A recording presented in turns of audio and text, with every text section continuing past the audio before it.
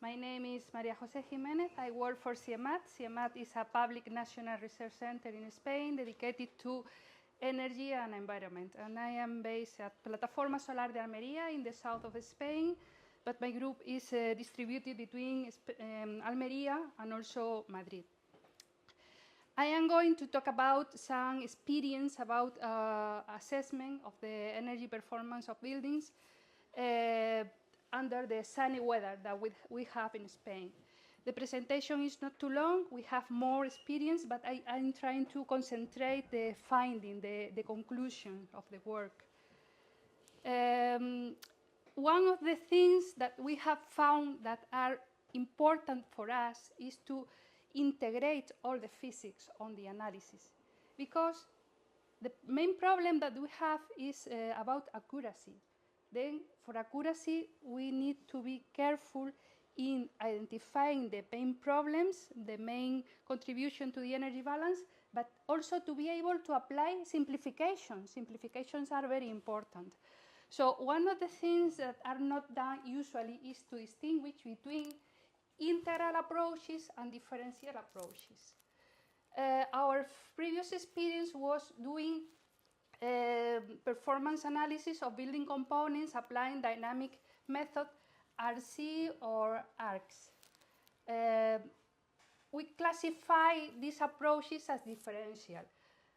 But also when we want to go from building components to whole buildings or building in use, we went back to the more simple approaches. So I think that it is important to do a kind of cohesion test as reference. And also we try to improve our reference method.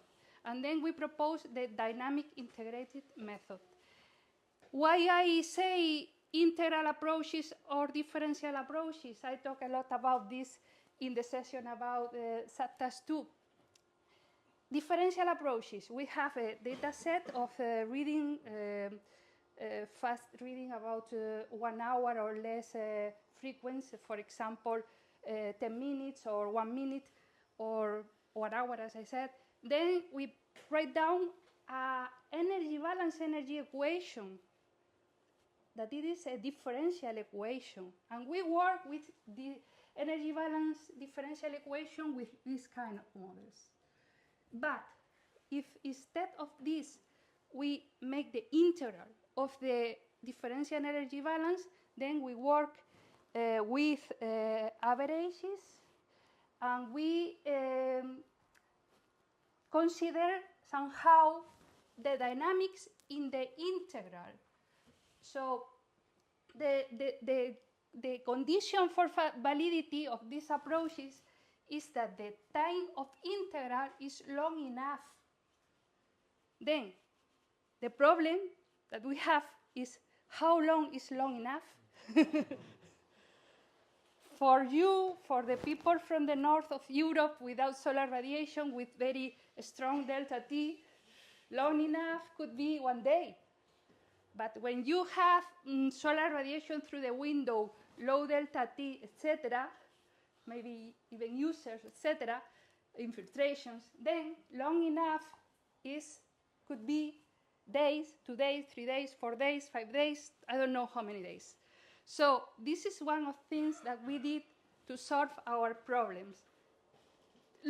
Introduce in the analysis the identification of the time that is long enough to obtain a point of the linear regression. This is what we did to obtain our reference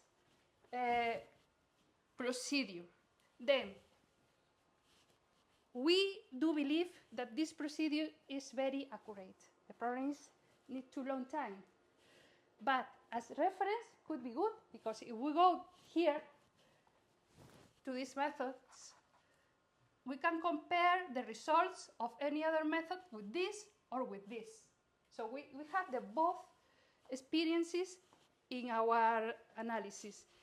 The first one, this one have been applied to a building in our test site in Almería, in the south of Spain.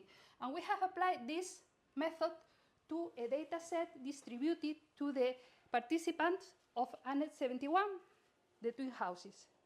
So these are the two examples that I want to show you. But the more important idea is here. Then, for the coheating test in Almería, what we analyze a very simple building, single zone, 32 square meters, and then we test for 2 months for repeat the analysis and try to apply a kind of validation of apply quality criteria to the heat loss coefficient that we obtain. So probably 2 months is too much, but 2 months was test to apply validity criteria. Then we try different models, included not only the typical coheating test, but also other modification. And finally, we obtain the best results with a very simple energy balance, only with delta T and solar radiation.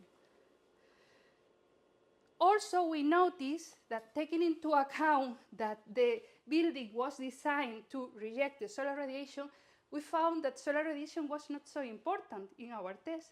Imagine a test in Almería, and the conclusion is solar radiation is not so important. Why?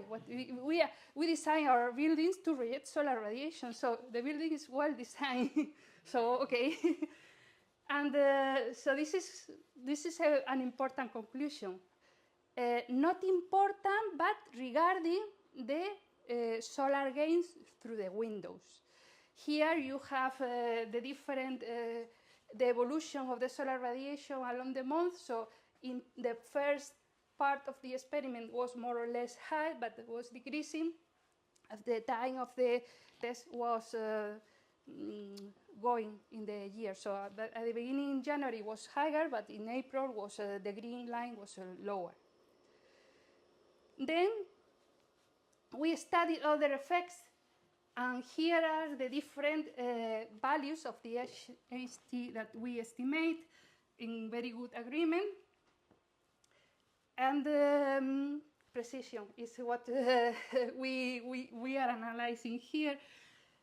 And we also analyze the effect, because at the beginning we had some of these bars were too out of the average.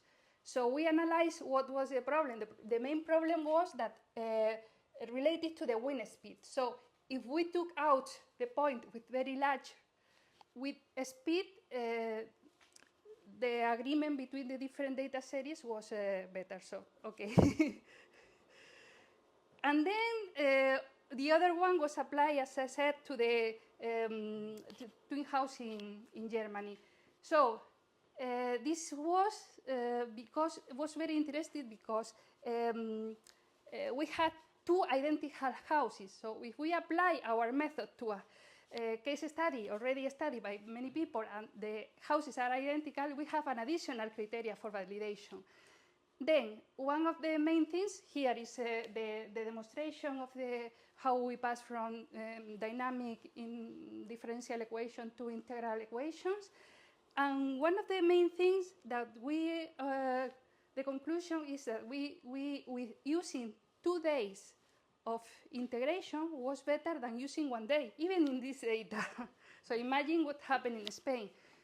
And also, we studied other different things. One of the other things was that we were able to obtain equivalent, was identical HTC values from the two houses, but in the house that had a radiant floor with a very big stratification, to obtain the same value, we had to use the sensor more to the upper part of the room, not in the measurement in the middle, because due to the different, the not homogeneous air temperature, it was better to use, probably because we had a different contribution, non-linear phenomena of the heat loss. So it's more important the energy, for the energy balance, the sensor measure a bit upper.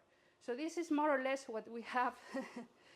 And then other ideas that I wanted to comment, well, there are several publications about both methods, etc.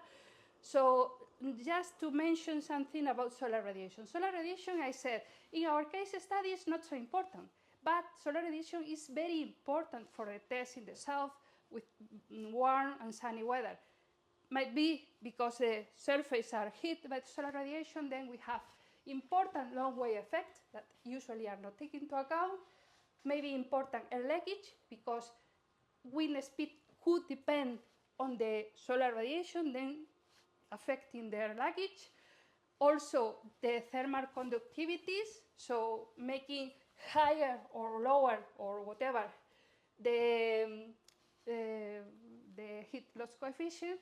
And even if wrong sampling is applied, it transmits through the data in the very bad way if we have solar radiation. So this is all I wanted to comment. Thank you very much. Okay. Thank you.